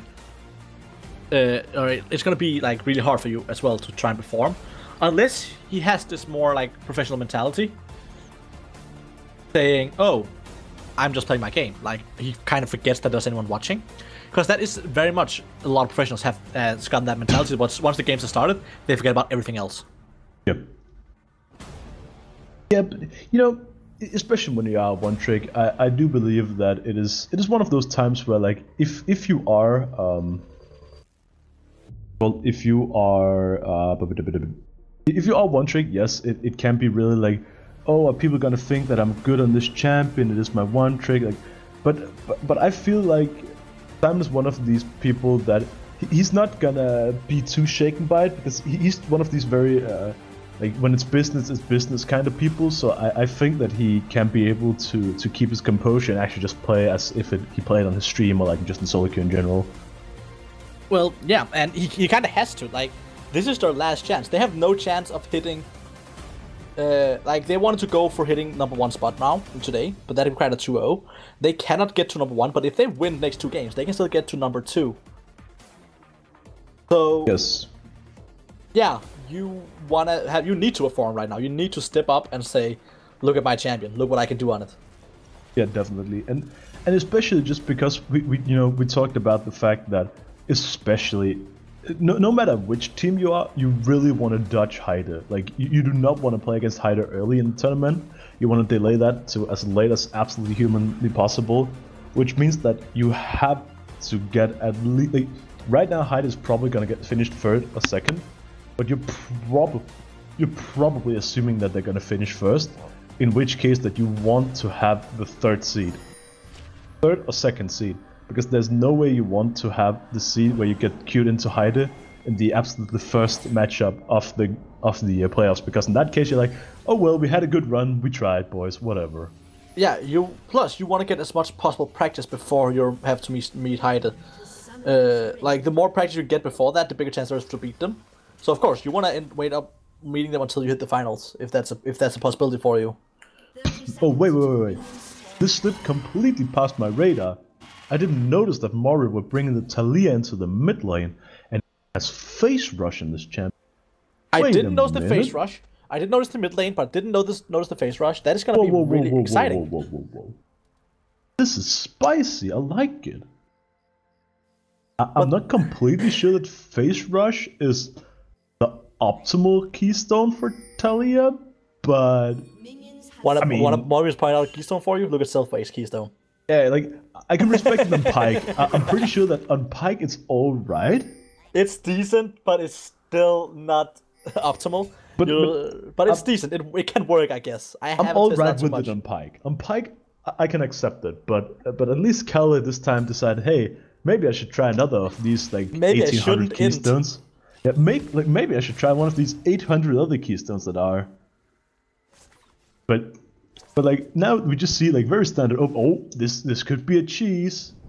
But then again, they have to be very careful. They could actually potentially try and turf this, but they're not looking for it. That's so much damage. Gooby is actually smurfing on this champion. Gooby already getting the first stagger at the Hard Dark Harvest. Actually, so important getting it early on. Flip getting the Dark Harvest stack. Look at the damage going on to Kalle. Like he just completely zoned off the wave now. I even think they missed the first the first few melee minions. So that's so important.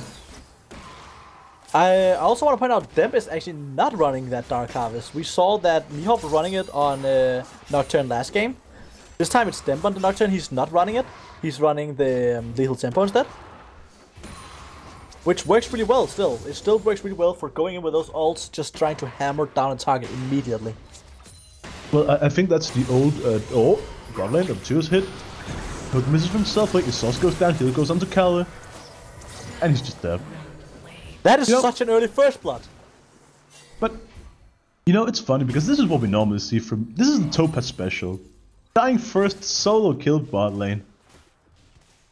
This is, yeah, this happens way too often for Topaz. We talked about this last game. Let's talk about it again. Kalle is having issues right now.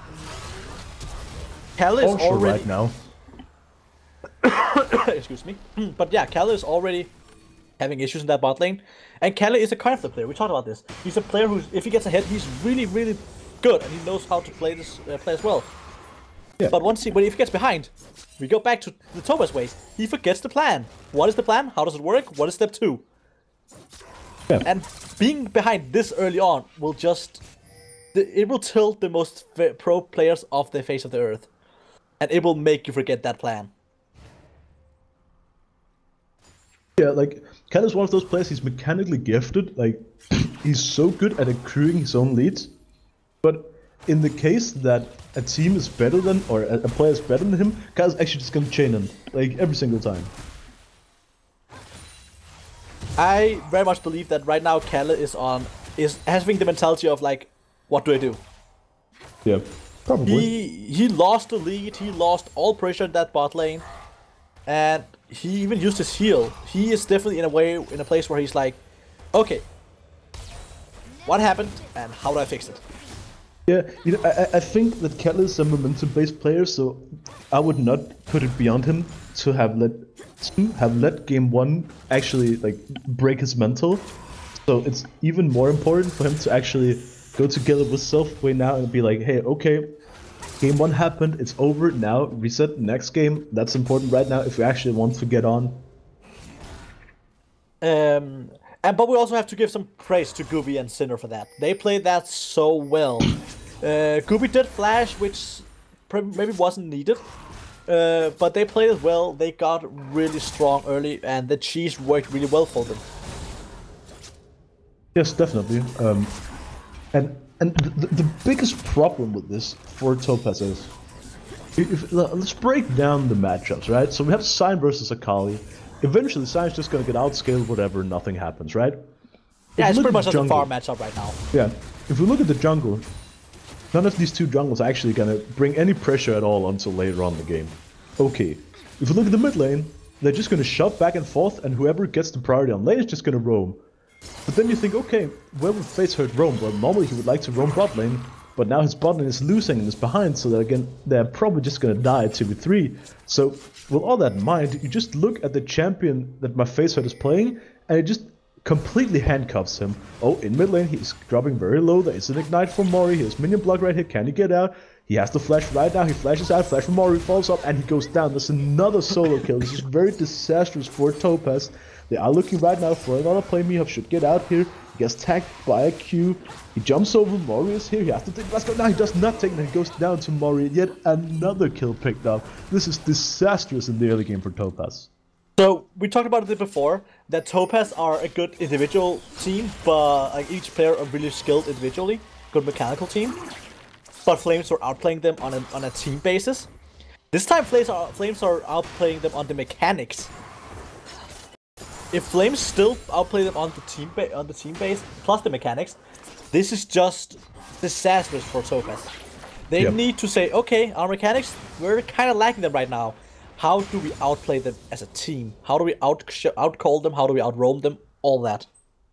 Yeah, definitely. But I feel, or I think that if you do not regard Heide, I actually think that Topaz have some of the highest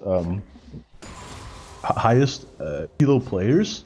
So like, with that in mind, I think that Topaz has always had this problem where like they just do not gel as a team. Oh, yes, it's going to ball and hooks onto Janna. Here comes the train. The train misses. It comes too late. Completely misses, but that doesn't matter. They get the kill. That's what matters. Now they have to try and get some priority onto the tower because again, just like last game, the Regasa is just free farming top lane and say, okay, laning phase over, boys. Here comes the mid laner. Everybody's bot lane. Miha's picking up the mark on the Grump. They say, okay, this tower is ours. Proc the demolish. Just take the tower already. Let's get going. Yeah, so I think that was a really good roam. You are giving Regasa a lot of free from this. Oh, but at the same that's a time, hook. Paranoia's in. He hasn't used it yet. Here he comes onto Pike. Never mind, that's Kale. Kale's not 6 yet. Here comes it. He goes down. That's 2 kills. That's definitely... Oh, really good voice of light or whatever that's called. Beam of light. Mio picks the kill up onto them. Janna goes very low.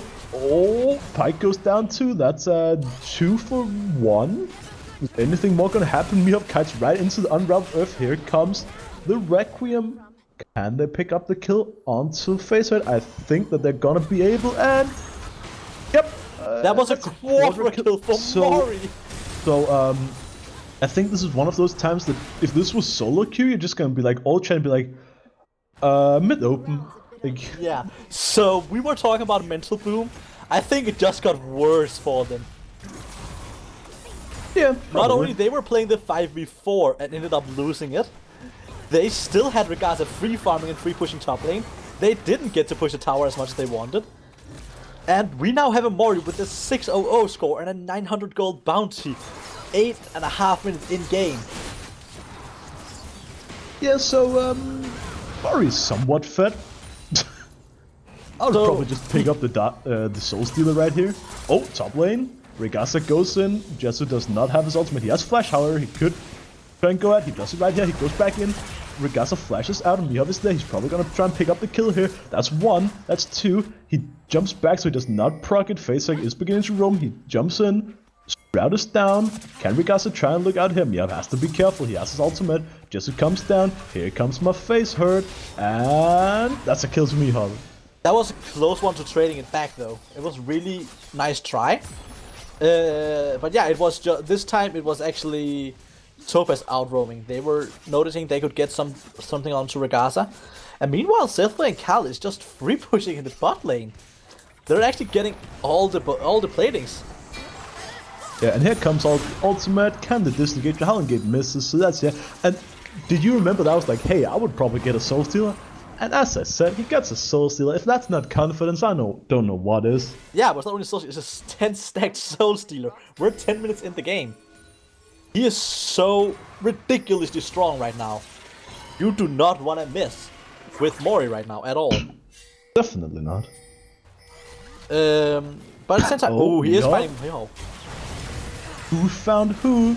Here comes the paranoia. It goes onto my Facehurt. The Lance Respite is down. Mori is now godlike. Kale is picked out bot lane. What are you doing, Kale? He used the heal. Requiem is not available yet, but Kale has to back out immediately. Selfie is on his way back to bot lane. He has his ult. He has the death from below, but they shouldn't get anything. But Requiem is coming off cooldown soon, though. Kale, what are you doing? Please back before you die. Don't He is look getting a silly lot now. of healing right now, though, so he is in a safe spot for that Requiem. He's not gonna kill him just yet. But you are right, he is in a dangerous place still. But no, we just saw it there. You don't want to mess with Mori, because if you mess with Mori, you're dead. That's what just happened to Mihal. And 14 stack Soul Stealer, dude. yeah, That's what I want to see. He has more stacks than just the minutes in the games. Yeah, That's crazy. that's a pretty alright statistic to track. yeah, right? Yeah, pretty reasonable, I'd say. And he's just doing so much damage. If you think about it, do you remember like when this champion was really good and you could like you would bring electrocute and then would just one shot people with your W?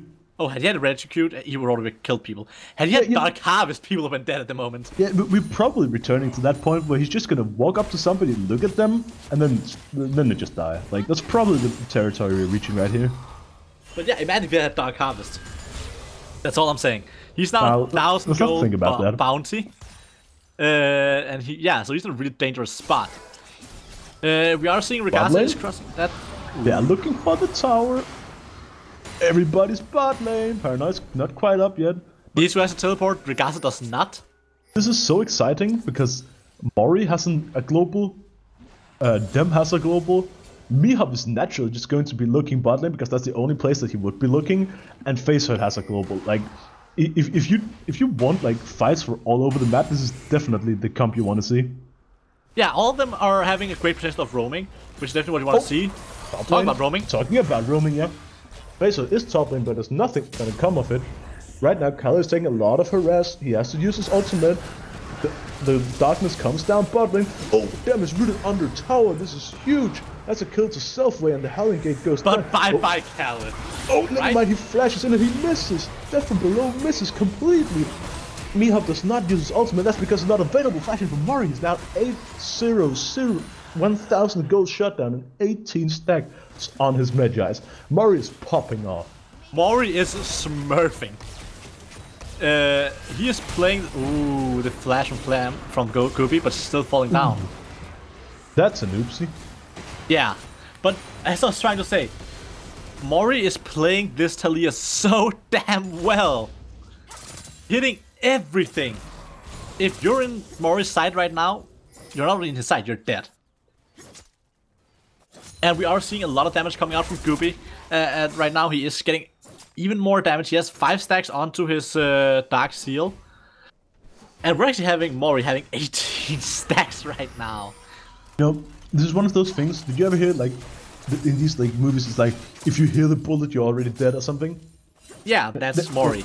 That's basically Mori. It's like, if he ever gets, like, in auto range of you, you're already dead. Like, this is exactly what it reminds me of. But meanwhile, top lane, like, Jess, like, this is actually, like, just the definition of, like, abusive relationship or something. Because, like, Jess is just like, please, come on, let me just farm the minions. And Regas is like, nope. And he's just gonna keep smacking Jesu in the head and just being, nope, this is mine. Like, yeah, Jesu isn't gonna fall that low, though. Jesu is still Cyan. He is really tanky. And Regasa is just gonna hammer against the wall, pretty much. Yeah, but you know what happens when Akali just gets super fetched? It's like, okay, I'm not gonna kill Cyan. I'm just gonna kill everybody else. But then Cyan can just look at me afterwards, like... Well, it doesn't even have to kill everyone. Regasa is just gonna get everyone low. Goopy fires off the ultimate, and that's a free, like, quarter pentakill, whatever. And that's a boom. We are seeing that Them is taking this Rift Herald, but he does have the Paranoia ready again. If they are gonna look for something. It does. The bot tower will probably fall from flames now. Maybe. But it will. They pick it but up, they're finally. trading it with a Herald, and they're probably gonna get the top tower as well. If not with this wave, next wave. Oh, he goes into him. Here comes Paranoia. Can he do anything? He duns up. Damn it! He does not quite go down. The Triumph saves him right there. Meanwhile, bot lane, they're trying to pick up this Drake. It's not marked, so they shouldn't get anything out of it. Boy, here comes Mori. He picks it up. Lamspit is down. The question is, can they disengage it? There are no flashes, so Kallus should just be sacrificed. Requiem is ready, here. And Mihab is really low. Mihab, goodbye. Mihab is gone. And Goopy picks up another stack of Dark Harvest. He is now at 9 stacks. That is the same amount of stacks that we saw Khaled get all of last game. Fun statistics for you guys right there. Come on, man, too real. Well, don't play it on a Caitlyn. I will get triggered. I also feel like that's reasonable, but still. But no, we are just seeing them. They're now hammering at the turrets. They were fine with giving up the first blood turret because they knew they could answer back so much harder once they started gaining a little more control again. And they have. They got the top turret, they got the bottom turret, they got the Herald. Only thing they didn't got was the Dragon. You know, when you look at this game, or like 2 minutes ago, the first tower of this series, of this game 2 fell. Now, 1.5 minutes later, 2 towers fell in the favor of Flames Academy. Like, they're so good at being, like, they're so good at playing patiently and then just picking up the pace at the right times. Yeah, so Flames know when they're in the lead or when they can get into the lead. They are not saying, oh, we lost a tower, we're behind. They're saying, oh, we gave them a tower so we can get even more later on. Yeah. Oh, top lane. Regasa goes in. Kali uses his heal, but he's probably dead. He is. Mihab is looking. Selfway. He has the death from below. He flashes over the wall. Oh, are they gonna kill him? Bam! Oh! Stopwatch. Nobody's collapsing, so he should be dead. Never mind. Regasa, that's beautiful. Regasa played that so amazingly getting out of there. Just timing everything just as he needed. And meanwhile the rest of Flames were hammering on mid. Out of position. Oh, my face hurt. He does not have... Oh, that's just Selfie goes down. Paranoia comes in. Selfie is probably gonna get rooted up here. Oh, Mihab even takes the plan and tries to serve his mid laner, but he just bounces in place and goes down. 2 more kills.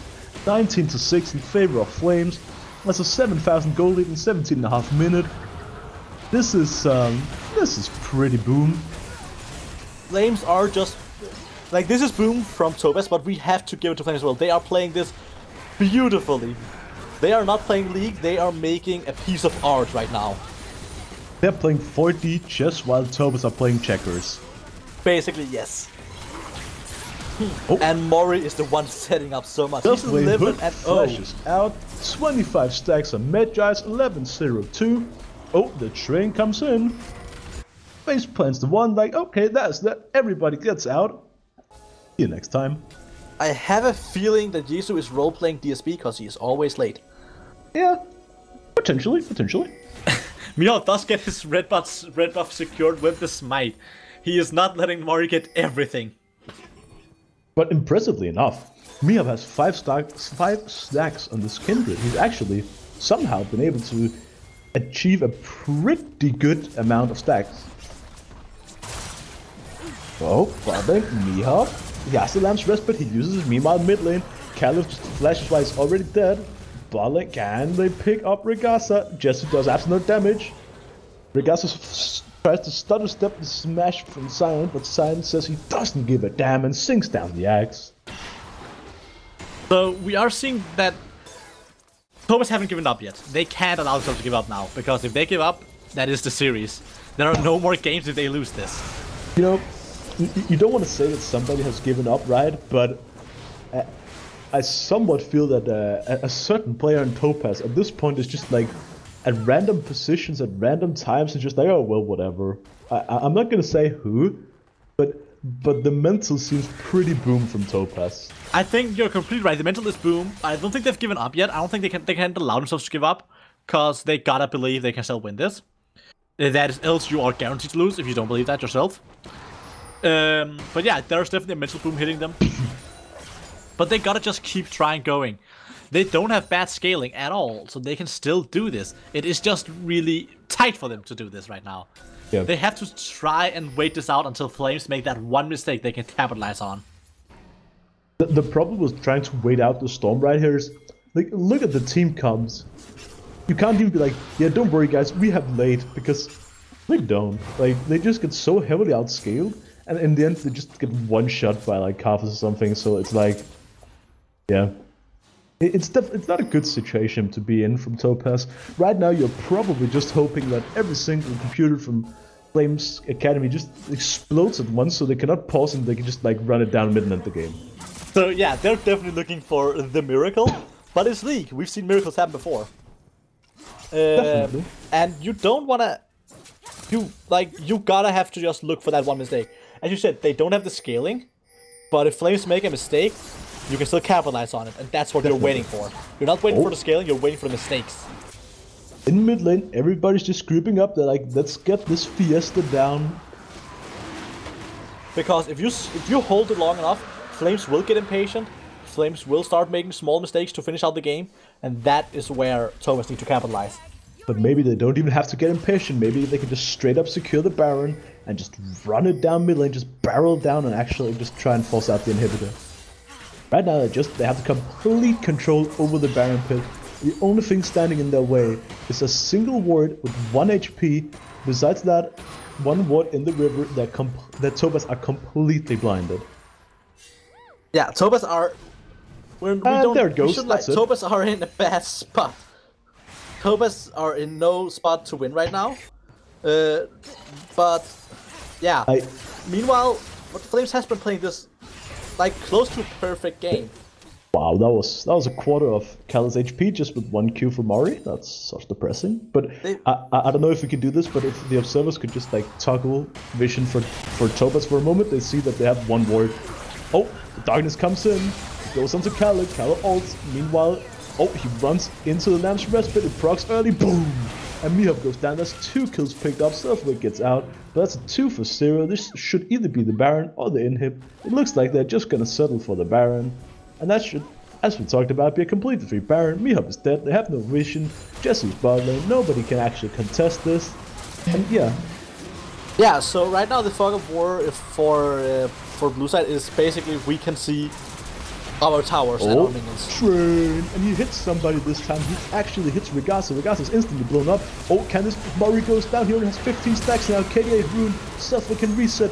Kalf is actually trying to reach Habit right now. Death from below is active once more. He can try and use it. He has this Dark Harvest. He's looking for a hook onto the AD carry in Gooby, but does not look like he uses it. Somehow they end up in a 3v5. Sorry, and get 3 for 1. A 2v5 and get 3 for 1. So that is huge for Topaz. That is the mistake you wanted them to make. And that wasn't even a mistake, as we agreed on here ourselves. That was the right call for Flames to go for this Baron. Topaz just played that so damn well. But I want to point out one thing, which is I think is completely insane. They got the 1000 goal shutdown onto Mori. He still has a 900 goal shutdown now. Yeah, that's pretty nutty. But also, oh, here comes the Weaver's Wall into Paranoia. Mihop can see absolutely nothing. He's silenced, he's stunned up, he's feared. Flames picking him up. And this could probably be another Baron attempt. But, you know, I also believe that, you know... Regasa is not there to help, he doesn't have to teleport. Meanwhile, Jesu is just above them. Yeah, I do not believe that letting Mori tank the Baron is the most optimal thing either, but let's see. Here comes a Giant Star, it misses completely, Facer is caught out, Voice of Light picks up everybody, there's a 3-man knock-up from Sign, that's a knock-up on Janna's down, on the back line, everybody goes down, the 2 main carries went down, only Jesus Light, can he pick up the kill on Mori and completely ruin his deck? No, he cannot, 5 for 1. Jess is just gonna run around, slap some people, but when he dies, it's probably gonna be a Baron. It's a risky Baron. Mihop just came back up, and it's a risky in the way that who's gonna tank it? You have no real ones to tank it. They are gonna try. Let's be real. If Mihop goes in, he has to pop his Lamb's Respite, and he's probably just gonna go down again. Yeah, and Mihop doesn't have the smite advantage either. Them and is he a has level no above vision. him. Mihop is looking, he's trying. Can he be the hero that Topaz needs? He goes in way too early, pops the Lamb's Respite. Everybody just turns away from Baron. Such good communication, and Mihop has no ability to actually try and secure it. That was so well communicated by Flames. They're like, okay, he just as soon as he comes, just turn, and the second he jumped over, everybody turned, stopped DPSing the Baron, and just killed Mihop before he even had a chance to go for the 50-50. Yeah, really well executed. Mori is back to the 1000 goal shutdown. Goddamn Mori. These people have families, you know? Mori is back at his full stacked Soul Stealer as well. He did die once, which meant he lost some stacks. He doesn't care. He's back at them again. As they say, back at it again. Yeah. We're also seeing that that Gooby is throwing out a massive amount of damage with his cards right now. He's a 16 stacks on the Dark Harvest, which is an insane amount. And triple Magic Pen. Basically does true damage, and that's an Infernal to add insult to injury. That is huge, and that is what happens. You know, the second that you don't have the control over the dragon, suddenly that's the game where Infernal Drakes will spawn. Yeah, every time. But like, you also have 4 champions, on the Flames line. It's like, you know, an Infernal Drake would not be bad. I'd like that. Yeah, exactly. There's no one here who doesn't bet. Like even Janna you could argue is good on. Like even Janna has some advantages with it. since the extra ability power lets you give extra AD with your shield as well. Yeah. Like, you don't lose anything on getting this, and it gives you so much right now. The early game Drakes, or early Drakes, like number 1, number 2, did get buffed in the preseason as well. So yeah, it's just all in Flames' favor right now. They are at almost, they're 9k gold ahead. That's almost, well, I did say almost, now it is basically 10k gold. Yeah, but it's right now, more than 10k gold now. Yeah, right now these outer and inner towers are just like these are what you expect to give up at absolute minimum as Topaz, because there's no way that you can actually justify trying to defend them against so strong, how strong the Flames lineup is. But now we get to the important part, because can Topaz hold this? The short answer is no, but are they gonna make it? Oh, flashes over the wall, here comes the train, Mori flashes out on the front line, Karthus is killed. They have to try and disengage now to not get wrecked by his passive. The ultimate comes down, it does not do that much damage. Dem goes down in the backline. Can Regasa do anything? They get super impatient and just die in the backline. Meanwhile, Jess is just tanking up Mori and Janna. This is really, really good for some way. They trade 3 for 2 and get some of the shutdowns. But they did not, importantly, get Mori, reduce his stacks, and get the 1000 gold shutdown. That is a tower that goes down. But that was super badly organized by the team of Flames. In no way should Topaz ever have been able to do anything right there. And that's actually also the in-hit. Mori just playing with fire, being like, you know what? I can probably one-shot you if you try and stop me, so please just let me get the in-hit right. And then he just smiles while Facehurt just looks at him and is like, oh, okay. Well, Sinner is just like, Mori, you got this. I'll go take the bot tower. Yeah. And they ended up getting that as well. But yeah, that is like, I think Topaz definitely made the best out of a bad situation right there. That is probably the best they could get out of that whole situation, was that trade they got. Because had they not gone for that trade, well, they would probably have lost 2 inhibitors. Yeah, definitely. I think that Topaz had no, like, Topaz should not have won that, don't get me wrong, but they still played it the best that they absolutely could in winning it. So, props to Topaz, and also a bash over the neck for Flames that they actually lost that and just gave up a lot of tempo. But still, we're still talking about a 9,000 gold lead and an inhibitor. So like, it's not because this is just like the comeback, but it's a start. Like, this gives some momentum back. Oh, Selfway is interrupted here by them. He has his E. He dashes out of the fear. Nothing more should come of it. Yeah, but as we were saying, it is definitely that Flames, they're not losing this game right now. It's not a comeback we're seeing. But as you said, it's a start. One thing I think Flames did really actually bad right there. Guppy he died really early on, which is not necessarily a bad thing for a Karthus. Oh, but here comes the train. He's in the flank. He's just disrupting everything. Regasa is not here. He's teleporting in right now. Mirab just walks aimlessly in. Guppy is down. The Requiem now comes down. It's just complete mayhem in the backline. The entire backline is just destroyed. Only my Facehurt and Jesu is alive right now, but Jesu and Facehurt cannot do anything about the 4 extremely fat members to add, who are still running Rampage.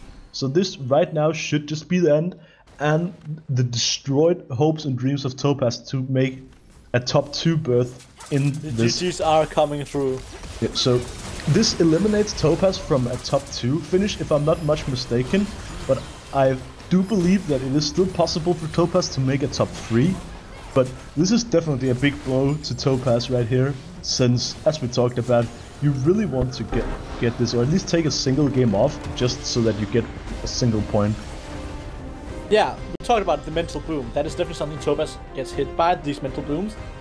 And this is not going to help them with that at all. They need to go back to the drawing board and see what went wrong, and how do we fix this immediately. Because they needed to take at least 1 game off, and they didn't.